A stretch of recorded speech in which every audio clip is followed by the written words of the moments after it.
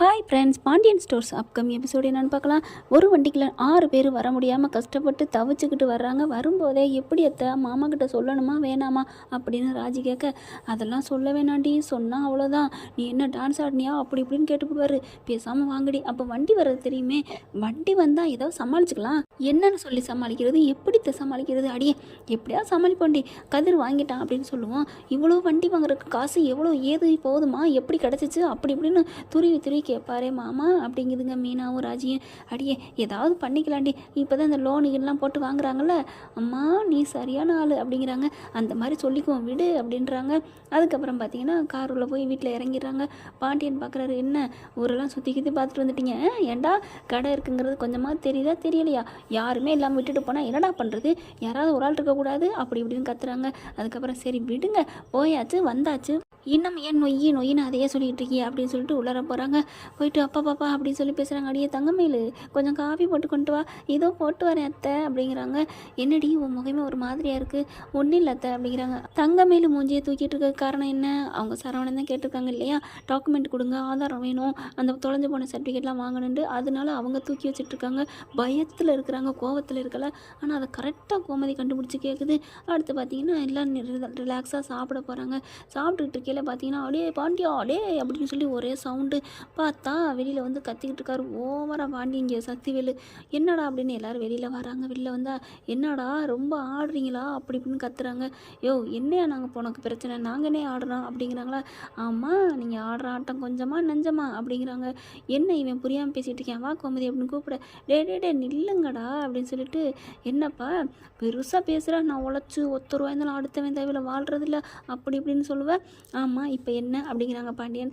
அப்படிப்பட்ட நீ அப்புறம் ஏன் வீட்டு பொம்பளைய வீட்டில் ஊரில் ஆட விட்டு அதுலேருந்து சம்பாரித்து வாங்கி சாப்பிட்ணுன்னு ஆசைப்பட்ற, எதுக்குடா அந்த மானங்கட்ட பொழப்பு அப்படின்னு சொன்ன கையோடு அப்படியே ஆடி போகிறாங்க. ஐயோ என்ன பண்ணுறது ஏது பண்ணுறது தெரியாமல், என்ன ராஜி என்னம்மா என்ன இவன் ஏதோ சொல்லிக்கிட்டு இருக்கான், வீட்டு பொம்பளையை ஆட விட்டான் அப்படி இப்படிங்கிறானே என்ன அப்படிங்கல. அது ஒன்றும் இல்லைம்மாம்மா அப்படிங்கல. நீ இருடி நான் சொல்கிறேன், அது ஒன்றும் இல்லைங்க அப்படின்னு கோமதி சொல்ல, அத்தை இருங்க நான் சொல்கிறேன் அப்படின்ட்டு இங்கே மீனா சொல்ல வருது. அடுத்த உடனே ஐயோ நீங்களாம் இருங்க நான் சொல்கிறேன் அப்படின்னு செந்திலும் கதிரும் சொல்கிறாங்க. என்னங்கடா சொல்லி தொலைங்கடா அப்படிங்கல. அதெல்லாம் உங்கள் வீட்டாளுக்கு சொல்ல மாட்டாங்க, நானே சொல்கிறேன், இதோ இங்கே பார் பேப்பரை அப்படின்னு சொல்லி பேப்பரை காமிக்கிறாரு. அதில் ராஜி ஆடின வாக்கில் இருக்குது. போதுமா, அதுவும் பரிசு வாங்கியிருக்காங்களாம், பைக்கு வாங்கியிருக்காங்களாம் அப்படிங்கல. பைக்கா அப்படிங்கல. ஆமாப்பா வந்துடும்ப்பா அப்படிங்கிறாங்க. என்னடா சொல்கிற, ஆமாப்பா first prize car, second prize பைக்குன்னு இருந்துச்சு.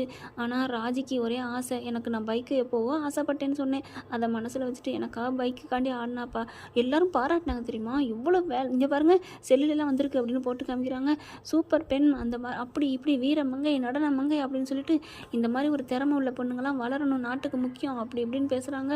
அதை பார்த்துட்டு அதுக்கப்புறம் என்ன போதுமா அப்படிங்கிறார் சக்திவேலு. இதெல்லாம் ஒரு பொழப்பாடா அப்படின்னு சொன்னோன்னே, வாயை மூடுறா அறிவு கட்டவனே அப்படின்னு பாண்டியன் பார்க்குறாங்க ஒரு சக்திவேலை பிடிச்சி ஒரு அலப்பிடுறாரு அவன்.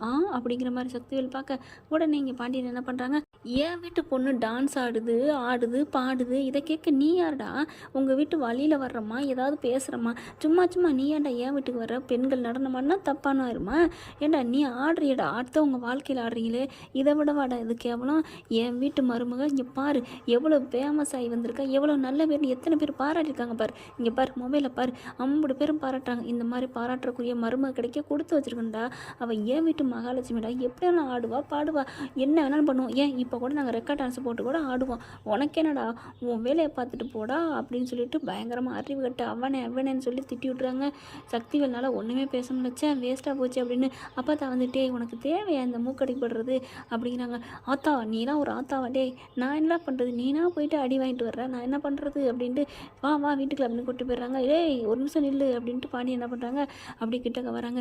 இனிமேல் இந்த மாதிரி ஏதாவது பேசுகிறோம்னா நல்லா பெருசாக வந்து விஷயம் வந்தால் வந்து சொல்லு, இதெல்லாம் சப்பா மேட்ரு, ஆனால் நீ என்ன சொன்னாலும் இனிமேல் கொஞ்சம் அம்மா பலிக்காது, ஓடி போயிடுறா அப்படின்னு காரி மூஞ்சில் துப்ப காட்டி ஓடு அப்படிங்கிறாரு. அப்படியே பார்த்தா அப்படியே வேகமாக கோமா வீட்டுக்குள்ளே போயிடறான். எல்லாம் அந்த குமாரால் தான் அப்படின்ட்டு குமார் அவருக்கு ஒரு கேள்வி நெய் கேட்டாருங்க. அதாங்க காமெடி. நீ வந்து ஆஸ்பத்திரிலேருந்து மாற்றி எடுத்துகிட்டு வந்துட்டமாடா அப்படின்னு சொல்லி பயங்கரமாக ஜோக் அடிக்க விட்டுறாரு. வீட்டுக்குள்ள வந்தோடனே பாண்டியன் பார்க்குறாங்க, ஏப்பா இவ்வளோ நடந்திருக்கு, ஏப்பா என்கிட்ட சொல்லலை அப்படிங்கிறாங்க. இல்லை மாமா, பயத்தில் தான் மாமா சொல்லலை அப்படிங்கிறாங்க. அப்போ டான்ஸ் ஆடுற பார்க்கத்தான் செந்திலையும் கதிரையும் வர சொன்னீங்களா அப்படிங்கிறாங்க. இல்லை மாமா அப்படின்ட்டு இன்னொரு முக்கியமான விஷயம் நான் சொல்லணும் அப்படின்னு மீனா என்ன பண்ணுறாங்க, சொல்லத்துக்கு வாய் எடுக்கிறாங்க. அதெல்லாம் சொல்லக்கூடாது அப்படின்னு சொல்லிட்டு அப்படி கண்ணால் காமிக்கிறாங்க. கதிரை பார்க்குறாரு, அம்மா சொல்லிடுவோம்மா, நாளை பின்ன இது பிரச்சனை ஆயிரும், அதெல்லாம் சொல்ல வேணான்டா, சொல்ல வேணாம் அப்படிங்கிறாங்க. இல்லை நான் சொல்லுவேன், இல்லைன்னா எனக்கு குற்ற உணர்வாக இருக்குது அப்படின்னு மீனா சொல்கிறாங்க. ஓகே ஃப்ரெண்ட், பார்க்கலாம் என்ன நடக்க போகுதுன்னு. இந்த பதிவு உங்களுக்கு பிடிச்சிருந்துச்சுன்னா உங்கள் பொண்ணான கையில் ஒரு லைக்கை போட்டு சப்ஸ்கிரைப் பண்ணிடுங்க. Thank you friends.